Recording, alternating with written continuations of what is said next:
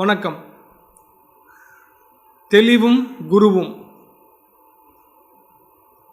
தெளிவிருந்தால்தான் குருவை அடைவோம். குரு இருந்தால்தான் தெளிவு கிடைக்கும். இந்த ரெண்டுமே இணை பிரியாதது. ஒரு தெளிவான சீடன் இயல்பிலேயே தன்னுடைய குருவை வாய்க்கப் பெறுகிறான். ஒரு சிறந்த குரு இயல்பிலேயே சிறந்த சீடனை பெறுகின்றார். எனவே இந்த தெளிவும் குருவும் என்கின்ற இந்த தலைப்பு ஒரு சீடனையும் குருவையும் நமக்கு அறிமுகப்படுத்துகின்றது. எப்படி இந்த குரு நிலையும் தெளிந்த நிலையும் சமுதாயத்திற்கு பயன்பட போகின்றது என்பதை இந்த பதிவு எடுத்துக்காட்ட இருக்கின்றது. தெளிவு நிறைந்த வாழ்க்கைதான் ஒரு எல்லையற்ற இன்பத்தை நமக்கு தரும். எங்கு தெளிவு இருக்கின்றதோ அங்கு வாழ்வும் இருக்கும். அந்த தெளிவை நமக்கு ஏற்படுத்தக்கூடியவர், அதற்கான வழியை நமக்கு காட்டக்கூடியவர் குருபிரான். தெளிவு பெற வேண்டுமே ஆனால் ஒரு மனிதன் பல்வேறு சூழ்நிலைகளை கடந்து வந்தவனாக இருக்க வேண்டும். அந்த தெளிவு அனுபவத்தின் மூலமாக கிடைக்கக்கூடியது. பணத்தின் மூலமோ அதிகாரத்தின் மூலமோ கிடைக்கக்கூடியதல்ல தெளிவு. அனுபவத்தின் மூலமாக நமக்கு கிடைக்கக்கூடியதுதான் தெளிவு. ஒரு கல் எப்படி ஒரு காணாற்றில் மலை மீதிருந்து உருண்டு உருண்டு உருண்டு வந்து கீழே சேரும்போது ஒரு கூழாங்கல்லாக மாறுகின்றதோ, ஒரு கல் எப்படி வழிபடக்கூடிய ஒரு சிற்பமாக மாறுகின்றதோ, இந்த பயணத்தை நீங்கள் முழுமையாக பார்த்தால் பல்வேறு அனுபவங்களை, பல்வேறு மகிழ்ச்சிகளை, பல்வேறு இழப்புகளை தாண்டித்தான் அந்த தெளிவு என்பது பிறக்கின்றது. அந்த தெளிவும் குருவும் ஒன்று சேரும்போது அது ஞானமாக மலர்கின்றது. அந்த ஞானமாக மலர்கின்ற அந்த நிலையை நோக்கி ஒவ்வொரு மனிதனையும் நாம் செலுத்த வேண்டும் என்பதை அடிப்படையாக வைத்துத்தான் இந்த பதிவு அமைய இருக்கின்றது. தொட்டு காட்டாத வித்தை சுட்டு போட்டாலும் வராது. நாமே நமக்கு குருவாக இருக்க முடியுமா என்றால் அது எல்லோருக்கும் வாய்க்கப்பெறாது. ஒரு வழிகாட்டி நமக்கு தேவை. சாதாரண பயணத்திற்கே வழிகாட்ட வேண்டும், ஒருவருடைய வழிகாட்டுதல் நமக்கு தேவைப்படுகிறது என்றால் மெய்ஞான பாதைக்கு ஒரு வழிகாட்டி இல்லாமல் நம்மால் எப்படி பயணிக்க முடியும்? ஏற்கனவே அந்த பாதை வழியாக சென்றவர். ஒவ்வொருடைய பயணமும் தனித்தனியானது தான். ஆனால் அடிப்படையான விஷயங்களை கற்றுக்கொள்வதற்கு குரு என்பவர் நமக்கு நிச்சயம் தேவைப்படுகிறார். ஒரு குழம்பிய மனநிலையிலோ அல்லது தெளிவற்ற மனநிலையிலோ பதட்டமான மனநிலையிலோ ஒரு குரு மிகச் சரியான வாழ்க்கையை நமக்கு ஏற்படுத்தி தருகின்றார். ஒரு நல்ல துணையாக, ஒரு இருளில் விளக்காக குருவானவர் அந்த இடத்தில் நமக்கு காட்சி தருகின்றார். நம்முடைய தெய்வ புலவர் திருமூலர் தெளிவு குருவின் திருமேனி காண்டல், தெளிவு குருவின் திருநாமம் செப்பல், தெளிவு குருவின் திருவார்த்தை கேட்டல், தெளிவு குரு உரு சிந்தித்தல் தானே என்று ஒரு குருவை அடைந்த சீடன் என்னவெல்லாம் செய்தால் தெளிவு பெற முடியும், தெளிவு முற்றி ஞானம் பெற முடியும் என்பதை மிக தெளிவாக தம்முடைய பாடலில் எடுத்து காட்டியிருக்கின்றார். ஒரு சீடன் குருவினுடைய திருமேனியை காண்டல். குருவினுடைய திருமேனியை பார்ப்பது மூலமாக என்ன நடக்கும்? இதற்கு முன்ன இருந்த காலகட்டத்தில் நம்ம பார்த்தோம்னா குருகுலம்னு ஒன்று இருந்துச்சு.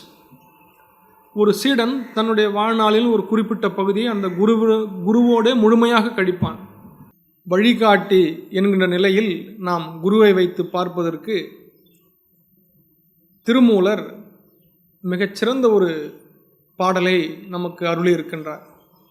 தெளிவு குருவின் திருமேனி காண்டல், தெளிவு குருவின் திருநாமம் செப்பல், தெளிவு குருவின் திருவார்த்தை கேட்டல், தெளிவு குரு உரு சிந்தித்தல் தானே.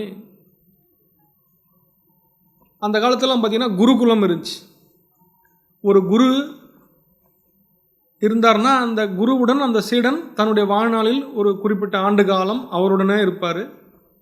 அவர் எப்படி வாழுறாரு, எப்படி பேசுகிறாரு, எப்படி சாப்பிட்றாரு, என்ன கற்றுக் கொடுக்குறாரு, என்னென்ன விஷயங்களுக்கு எப்படியெல்லாம் வாழ்க்கையை அணுகிறாரு அப்படின்ற விஷயத்த அந்த சீடன் குருவுக்கு அருகிலே இருந்து முழுமையாக இருந்து கற்றுக்கிற ஒரு சூழல் அந்த காலத்தில் இருந்துச்சு. அப்போது தெளிவு குருவின் திருமேனி காண்டல், அவர் என்ன மாதிரியான அவருடைய பார்வை அசைவுகள் எப்படி இருக்குது, அவருடைய உடல் அசைவுகள் எப்படி இருக்குது, என்ன மாதிரி தன் உடலை அவர் பராமரிக்கிறாரு, என்ன மாதிரி உணவுகளை சாப்பிட்றாரு, ஒவ்வொரு விஷயத்தையும் எப்படி அணுகிறாரு அப்படின்றத பார்க்குறதுக்கு அது நல்ல ஒரு பயனுள்ளதாக அந்த சீடனுக்கு இருக்கும். அப்போ தெளிவு குருவின் திருநாமம் செப்பல், தொடர்ந்து அவருடைய நாமத்தை பேசிக்கொண்டு அவருடனே அங்கே இருக்கும்போது மிகு கருணையால் அந்த குரு சிறந்த விஷயங்களை அந்த சீடனுக்கு சொல்வார். அப்போது அடுத்து குருவினுடைய திருவார்த்தை கேட்பதன் மூலமாக அவன் என்ன பண்ண முடியும், தன்னுடைய மனதை வளர்த்து கொள்ள முடியும். அப்போ குருவினுடைய திருவார்த்தை மனதை மேன்மையடைய செய்யும் அப்படின்னும் போது அவருடைய குரு உரு சிந்தித்தல் தானே, தொடர்ந்து அதையே சிந்தித்து கொண்டிருப்பது தான் இதற்கான வழி. மெய்ஞானத்தில் இன்னும் கொஞ்சம் அதை டீப்பாக போய் பார்த்தோம் அப்படின்னா அவர் காட்டி கொடுக்கிறது மெய்ப்பொருள். குருவே சிவம்தான், அந்த குருவே தன்னுடைய வடிவத்தை சிவனுடைய வடிவத்தை காட்டி கொடுக்கிறார். சரிங்களா? அப்போது அவர் என்ன செய்கிறார் பாருங்க, தம்மை சுற்றி உள்ள எல்லா விஷயங்களையும் புரிந்து கொள்வதற்கு தனக்குள் உள்ள ஒரு மெய்ஞான பொருளை காட்டி கொடுப்பதன் மூலமாக அவர் அந்த முழுமை நிலை அடைய செய்வதற்கு துணை செய்கிறாரு. சரிங்களா? அடுத்த நிலையில் பார்த்தோம்னா கற்றல் அப்படின்றது நம்முடைய ஆர்வத்தின் மூலமாக நிகழக்கூடியது. உணர்வு அப்படின்றது, தெளிவு அப்படின்றது நம்முடைய ஈடுபாட்டின் மூலமாகத்தான் அது நிகழும். அப்போது முழுவதுமாக நம்மை குருவிடம் ஈடுபடுத்தி கொண்டால்தான் அவர் மிகு கருணையால் இந்த மேன்மையான உண்மைகளை நமக்கு அவர் சொல்லுவார். சரிங்களா? அப்போது முழுவதுமாக நாம் குருவுடன் பயணிக்கும் போது நம்முடைய முழு எல்லா நேரத்தையும் அவரோடு செலவிடும் போது வாழ்க்கையினுடைய தத்துவத்தை, மெய்ஞானத்தினுடைய சிறப்பை அவர் நமக்கு அருளுகின்றார் அப்படின்றத பார்க்குறோம். இன்னொன்று, குரு நம்மோடும் தூலமாகவும் இருக்கின்றார், சூக்குமமாகவும் நம்முடைய மனதிலிருந்தும் அவர் செயல்படுகின்றார். அவர் வாழ்ந்து காட்டிய வாழ்க்கை, அவர் பேசியது அனைத்துமே சூக்குமமாக நம்முடைய மனதில் இருக்கிறது. தூலமாகவும் நம்மிடம் எதிரிலிருந்தும் அவர் நமக்கு இதை அருளுகின்றார். அப்படி இரண்டு நிலையிலிருந்தும் என்ன பண்ண முடியும், குருவானவர் நமக்கு மேன்மைகளை உணர்த்துகின்றார். தூலமாக இருக்கிறது என்று ஏற்கனவே சொன்ன மாதிரி குருகுலத்தில் அவர் கூடவே இருந்து எல்லாவற்றையும் அவருக்கு கற்றுத்தருவார், மாணவரும் கற்றுப்பார்.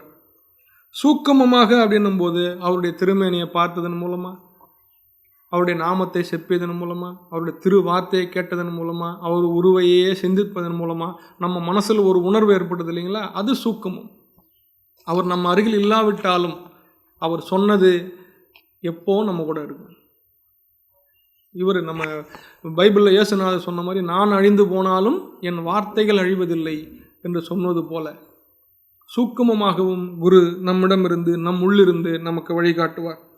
அப்போது குருவினுடைய திருமேனியை கண்டுகொண்டே, அவருடைய நாமத்தை செப்பிக்கொண்டே, அவருடைய திருவார்த்தையை கேட்டுக்கொண்டே, அவருடைய உருவை சிந்தித்து கொண்டே, அப்போ கண் மூலமாக, வாய் மூலமாக, செவி மூலமாக, மனம் மூலமாக தொடர்ந்து ஒரு விஷயத்தை நாம் செய்யும்போது நம்முடைய கான்சன்ட்ரேஷன், நம்முடைய சிந்தனை ஆற்றல் ஒன்றையே நினைக்கும் போது அது பலமுள்ளதாக மாறுகின்றது.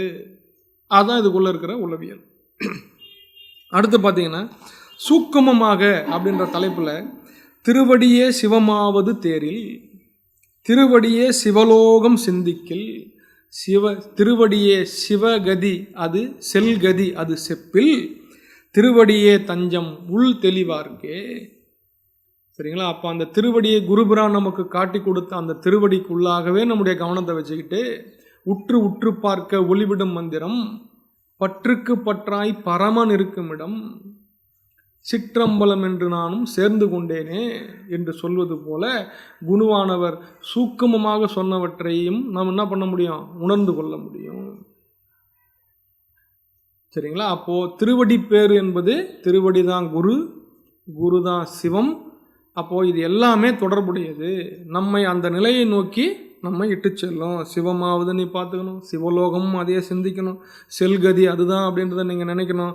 அதுதான் தஞ்சம் என்னும் போது தான் உள்ளம் தெளிவு பெறும். உள் தெளிவார்க்கே இவையெல்லாம் வாய்க்கும் என்று திருமூலர் குறிப்பிடுகின்றார். அப்போ இந்த வரியை பாருங்க, குரு காட்டி கொடுத்த அந்த இடம்தான் காணுதல். அடுத்த நிலை பாருங்க, குரு காட்டி கொடுத்த அந்த நாமத்தை செப்புது தான் உண்மையிலே செப்புதல். குரு காட்டி கொடுத்த அந்த நினைவில், அந்த இடத்தில் உங்களுடைய நினைவை வைப்பது தான் உண்மையிலேயே அந்த வார்த்தையை நீங்கள் கேட்டல். குரு காட்டி கொடுத்த அந்த திருவடியை எப்போதும் சிந்தித்தல் தான் உங்கள் சிந்தனையில் அந்த சிந்தனையை வைத்தல். அப்போது இதை பற்றி சிந்தித்தல் தான் சிந்தித்தல், இதை காண்டல் தான் காணுதல், இதை செப்புதல் தான் செப்புதல். மிச்சம் எல்லாம் சும்மா விழலுக்கு இறைத்த நீர் என்று திருமூலர் இங்கே குறிப்பிட்டு காட்டுகின்றார். அடுத்து பார்த்தீங்கன்னா, இந்த குரு என்ன செய்கிறாரு அப்படின்றத வேறு சில அருளாளர்களும் நமக்கு அதை சொல்லியிருக்காங்க. பட்டினத்தார் பார்த்தீங்கன்னா, பற்றுக்கு பற்றாய் பரமன் இருந்திடம் என்று திருமூலர் சொன்னது போல பட்டினத்தாரும் சொல்றாரு, உற்று உற்று பார்க்க ஒளிவிடும் மந்திரம், உற்று உற்று பார்க்க ஒளிதரும் ஆனந்தம், நெற்றிக்கு நேர்கண்டு நிலைப்பது நீ எக்காலம் அப்படின்னு பட்டினத்தாரும் இதே சிந்தனையை நமக்கு எடுத்து காட்டுறார். வள்ளர் பெருமான் பாருங்க, புருவ கலை நடுவே விளங்குகின்ற கற்பூர விளக்கே என்று அந்த திருவடி தீட்சையை இங்கே நேரடியாக எடுத்து நமக்கு காட்டுகின்றார். அப்போ குரு என்ன செய்கிறாரு அப்படின்னா, நீ எதை பார்க்கணும், எதை கேட்கணும், எதை பேசணும், எதை சிந்திக்கணும் அப்படின்றத சொல்கிறாரு. அப்படின்றது தான் இந்த எல்லா அருளாளர்களும் வரிசையாக நமக்கு சொல்கிறாங்க. சரிங்க, இப்படியெல்லாம் பண்ணுறதுனால என்ன பயன் அப்படின்னு நீங்கள் கேட்டிங்கன்னா, தன்னை அறிந்திடும் தத்துவ ஞானிகள் முன்னை வினையினுடைய முடிச்சை அவிழ்ப்பார்கள். எப்படி பாருங்கள், நம்ம என்னதான் வினை இருந்தாலும் அந்த முடிச்சை அவிழ்க்க அவங்களுக்கு தெரியும். பின்னை வினையை பிடித்து பிசைவார்கள். எதனால்? சென்னியின் வைத்த சிவனருளாலே. அப்போது சென்னியில் நம்ம தலையில் இறைவன் இருக்கிறாரு. அந்த இறைவன் இருக்கக்கூடிய இடத்தை குருபிரான் நமக்கு காட்டி கொடுக்குறாரு. அதை ஏன் காட்டி கொடுக்குறாரு அப்படின்னா, அவரையே பேசி அவரையே சிந்தித்து அவரோடவே நாம் இருந்து வாழ்வதன் மூலமாக மிகு கருணையால் நமக்கு அதை காட்டி கொடுக்குறாரு. அதன் மூலமாக இந்த சிவலோகம் அப்படின்றது நமக்கு வாய்க்கும் அப்படின்றத திருமூலர் வரிசை கிரமமாக எடுத்து சொல்கிறார். அடுத்து பார்த்தீங்கன்னா, இப்படி பண்ணுறதுனால ஞானம் வாய்க்கும் அப்படின்றத திருமந்திரம் 1467 பாடலில் சொல்கிறாரு.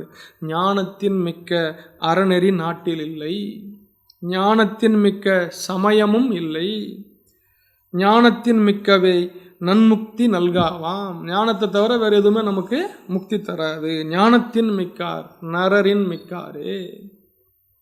அப்போது நம்மை நரரிலிருந்து நாராயண நிலைக்கு நம்மை உயர்த்துபவர் தான் குரு. அவர்தான் நம் மனதில் தெளிவை ஏற்படுத்துகிறார், மாயை விளக்குகிறார், உண்மையை உணர்த்துகிறார். அப்போ நரரின் மிக்காராக நம்மை செய்பவர் குருதான் என்பதை நாம் உணர்ந்து கொள்ள வேண்டும். அப்போ ஐயமின்றி உணர்ந்து கொள்ள நமக்கு தேவை தரிசனம். அறிந்து கொள்வதோ தெரிந்து கொள்வதோ எதுவும் நமக்கு பயன்படாது, மறந்துடும். தரிசனம் ஒன்றே நம் ஆன்மாவில் ஒட்டக்கூடியது. அந்த தரிசனத்தையே நாம் முழுவதுமாக உணர்ந்து அதற்குள்ளாகவே மனசை வச்சாதான் அது முடியும். அறிந்தால் தெரிந்தால் இதெல்லாம் மறந்துடும், புரிஞ்சாலும் மறந்துடும். தரிசனம்தான் நிலைத்து நிற்கும். அதுவாக மாறுதல். நானும் சிவனும் ஒன்றானோம் சொல்கிறாங்களே பெரியவங்க. அப்போது தரிசனம் நம்மை அடுத்த நிலைக்கு இட்டு செல்லும். ஐயமற்று உணர்ந்து கொள்ளுகின்ற அந்த தரிசனம் ஒன்றே தெளிவிற்கு வழி. திருமந்திரத்தின் உயிர் நாடியாக விளங்கக்கூடிய எல்லா பாடல்களும் இந்த தரிசனத்தையே நமக்கு எடுத்து காட்டுகின்றது. அடுத்த நிலையில் பார்த்தோம்னா, திருமூலர் என்ன பண்ணுறாரு, இப்படியெல்லாம் பண்ணுறதுனால அவர் மட்டும் அந்த இன்பத்தை வச்சிருக்கலாம். ஆனால் என்ன செய்கிறாரு, மற்றவர்களும் இதை தெரிந்து கொள்ள வேண்டும். நான் பெற்ற இன்பம் பெருகை இவ்வையகம் அப்படின்னு எடுத்து காட்டுறார். அப்போது மிகு கருணையின் காரணமாக இந்த தெளிவை குரு சீடனுக்கு ஏற்படுத்துகின்றார். நான் பெற்ற இன்பம் பெருகை இவ்வையகம் வான் பற்றி நின்ற மறைபொருள் சொல்லிடின் ஊன் பற்றி நின்ற உணர்வுரு மந்திரம் தான் பற்ற தலைப்படும் தானே. அப்போ நாம அதற்கான முயற்சிகளை தொடர்ந்து செய்யணும். பற்ற இல்லை, பற்ற இரண்டால் பற்ற குரு காட்டி கொடுத்த அந்த இடத்தை பற்ற காண கேட்க செப்ப சிந்திக்க அந்த ஞானம் நமக்கு வாய்க்கும். திருமூலர் மிக தெளிவாக நமக்கு அதை எடுத்து காட்டுகின்றார். தரிசனம் என்பது தானே கிட்டுவது அல்ல, ஒருவர் காட்டி கொடுக்க நாம் காண்பது. அங்க பாருங்க அப்படின்னு அவர் காட்டி கொடுக்க மூலஸ்தானத்தை பார்ப்பது. அது உற்று பார்க்க ஒளிவிடும் மந்திரம். திருமந்திரம் 2770 அந்த பாட்டில் திரும்பவும் அதை சொல்லியிருக்கார். பற்ற தலைப்படும் என்று 85வது பாட்டிலையும் அவர் நமக்கு எடுத்து காட்டுறார். சரிங்களா. அடுத்து நிறைவாக நம்ம பார்த்தோம்னா, ஒரு சீடன் குரு காட்டி கொடுக்க மெய்ப்பொருளை பார்க்குறாரு, தெளிவடைகிறாரு. அந்த தெளிவின் மூலமாக தொடர்ந்து பயிற்சி செய்கிறாரு. அப்படி தொடர்ந்து பயிற்சி செய்வதன் மூலமாக முன்னேறி செல்றார். இவ்வளவுதான். ஒரு மனிதன் பிறகுறான், நரரின் மிக்காராக அவன் மாறுறான். ஞானத்தை அடைந்து சாரூபமாய் சாமீபமாய் சாலோகமாய் போட்டு சாயுச்சியமாக மாறுகின்ற நிலைக்கு அவன் வளர்றான். இதுதான் இந்த குரு சீட பந்தத்தில் ஏற்படுகின்ற உச்சநிலை. அடுத்து பார்த்தீங்கன்னா, குருவை பெற்ற பேர்கள், திருவை பெற்ற பேர்களே. பாருங்க, திருன இறைவன். அப்போ யாரெல்லாம் நல்ல குருவை வாய்க்கப்பட்டிருக்கிறார்களோ அவர்களெல்லாம் திருவை பெற்றவர்களாகவே தம்மை நினைத்து கொள்ளலாம். தூலத்தில் உள்ள குரு சூக்கமாகவும் நிறைந்து, அவர்தான் திருவடி, குருவே திருவடி. அந்த திருவடியே மெய்ஞான பொருளான திருவடியை நமக்கு காட்டுது. அந்த திருவடியை பற்றி கொண்டு நாம் மெய்யான திருவடியை அடைகின்றோம். எப்படி தொடர்புடையதாக இருக்கு பாருங்க. அது தானாகவே அது கனெக்ட் ஆகிடும். நீங்கள் திருவடியை புரிந்து கொள்ளணும்னு ஆசைப்பட்டீங்கன்னா மெய்யான திருவடி எதுன்னு உங்களுக்கு தெரிஞ்சிடும். அந்த மெய்யான திருவடி தான் உங்களுக்குள்ளே இருக்கிற மெய்யான திருவடியை உங்களுக்கு காட்டி கொடுப்பார். அந்த உங்களுக்குள்ள இருக்கிற மெய்யான திருவடியை நீங்கள் பார்த்தீங்கன்னா உங்களுக்குள்ள இருக்கிற அந்த மெய்யான திருவடியின் திருவடியை நீங்கள் போய் பார்த்துருவீங்க. இதுக்கு அடிப்படை குரு. அடுத்து நம்ம பார்த்தோம்னா, இதெல்லாம் தொடர்ந்து பயிற்சி செய்வதனால் மட்டுமே நமக்கு வரும். அதனால் நல்ல முயற்சி செய்வோம், நல்ல பயிற்சி செய்வோம். குருவினுடைய அருளும் திருவினுடைய அருளும் நமக்கு வாய்க்க பெறணும். குருவும் சிவமும் இரண்டல்ல, ஒன்றே ஆகும். குருவும் தெளிவும் இரண்டல்ல, ஒன்றே ஆகும். அதனால் தெளிவாக இருந்து குருவை அடைவோம். குருவும் சிவமும் இரண்டல்ல என்பதை உணர்வோம், உயர்வோம். நன்றி.